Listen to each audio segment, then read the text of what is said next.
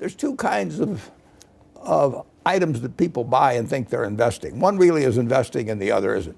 If you buy something, a farm, an apartment house, or an interest in a business, and look to the asset itself to determine whether you've done something, what the farm produces, what the business earns, and so on, you don't really care whether the stock market's open. You can do that on a private basis. In fact, you do it on a private basis if you buy a farm or apartment house generally.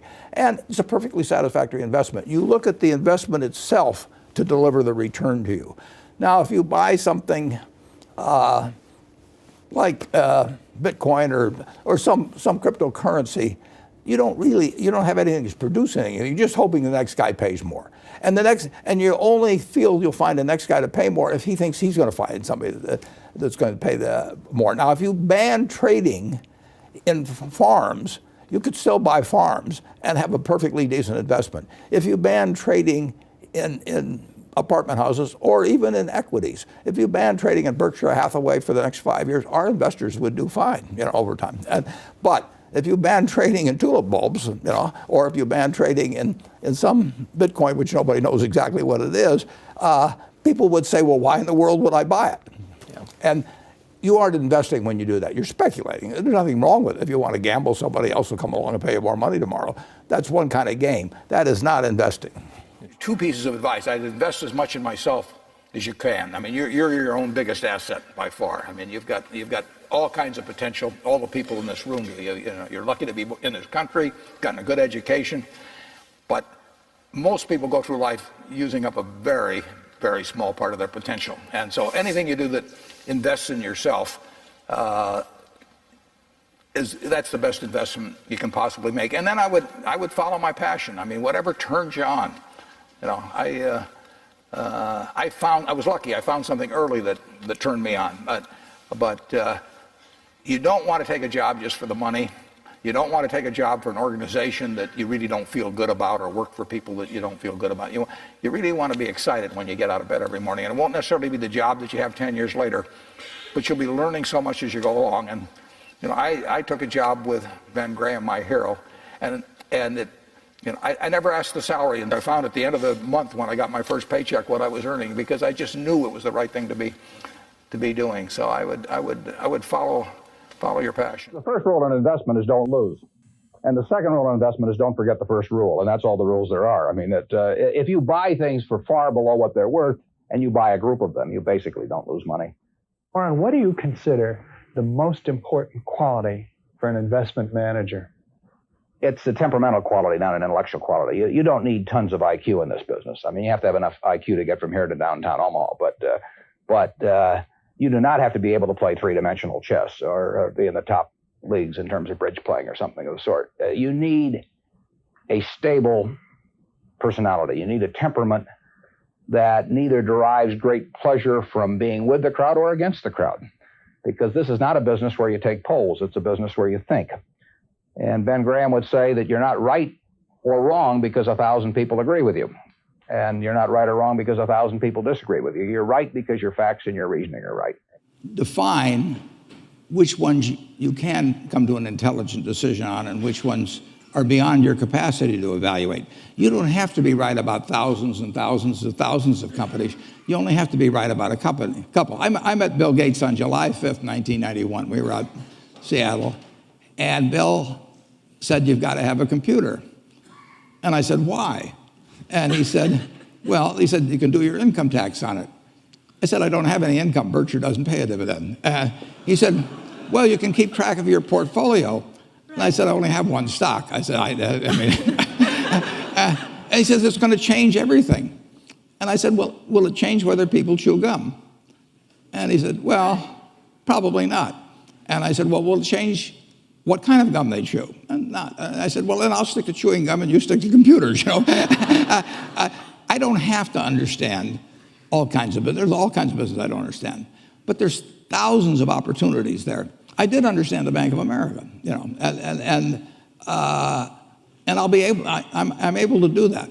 I'm able to understand some given percentage. But Ted Williams wrote a book called The Science of Hitting. And in The Science of Hitting, he's got a diagram, shows him at the plate, and he's got the strike zone divided into 77 squares, each the size of a baseball. And he says, if I only swing at pitches in my sweet zone, which he shows there, and he has what his batting average would be, which is 400.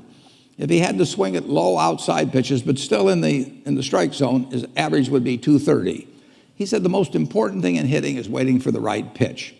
Now, he was at a disadvantage because if the count was 0-2 or 1-2 or so on, even if that ball was down where he was only going to bat 230, he had to swing at it.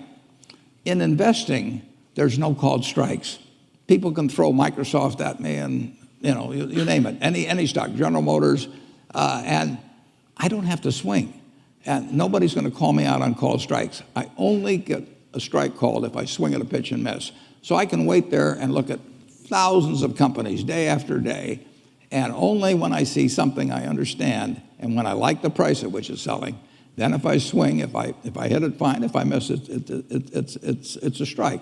But it's an enormously advantageous game, and it's a terrible mistake to think you have to have an opinion on everything. You only have to have an opinion on a few things. In fact, I've told students, if when they got out of school, they got a punch card with 20 punches on it, and that's all the investment decisions they got to make in their entire life, they would get very rich because they would think very hard about each one. And you don't need 20 right decisions to get very rich. 4 or 5 will probably do it over time. So I don't worry too much about the things I don't understand. If you understand some of these businesses that are coming along and can spot things on, if you can spot on Amazon, for example, I mean, it's a tremendous accomplishment what Jeff Bezos has done.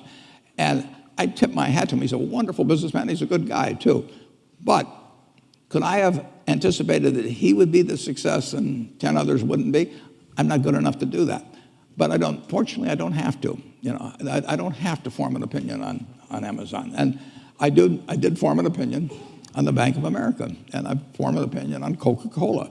I mean, Coca-Cola's been around since 1886. There's 1.8 billion 8-ounce servings of Coca-Cola products sold every day. Now, if you take 1 penny and get 1 penny extra, that's $18 million a day. And 18 million times 365 is 7 billion, 3 less 730 billion, or $6,570,000,000. So annually, $6,570,000,000 from 1 penny. Do you think Coca-Cola is worth a penny more than Joe's Cola? I think so. So, and I've got about 127 years of history that would indicate it. So those are the kind of decisions I like to make. And you may have an entirely different field of expertise than I would have, and probably much more up to date in terms of the kind of businesses that we're seeing evolve. And you can get very rich if you just understand a few of them. I've made some very bad ones, but that doesn't really bother me. It may bother the shareholders, but that's another question. You're going to make mistakes in life. I mean, there's no question about it. You don't want to make them on the big decisions, who you marry and some things like that. So there's no way I'm going to make a lot of business and investment decisions without making some mistakes. I may try to minimize them. I don't dwell on them at all. I don't look back. The biggest mistakes are the ones that actually don't show up. They're the mistakes of omission rather than commission. We've never lost that much money on any one investment. But it's the things that I knew enough to do that I didn't do. We have missed profits of as much as maybe $10 billion in things that I knew enough to do and I didn't do. Now, the fact I didn't buy Microsoft way back is not a foregone opportunity because I didn't know enough to make that decision. But there have been other investments where I did know enough to make the decision, and for one reason or another, I either didn't do it at all or I did it on a small scale. I was sucking my thumb when I should have been writing checks, basically. And those don't show up. There's no place where it shows missed opportunities, but I've missed some big ones.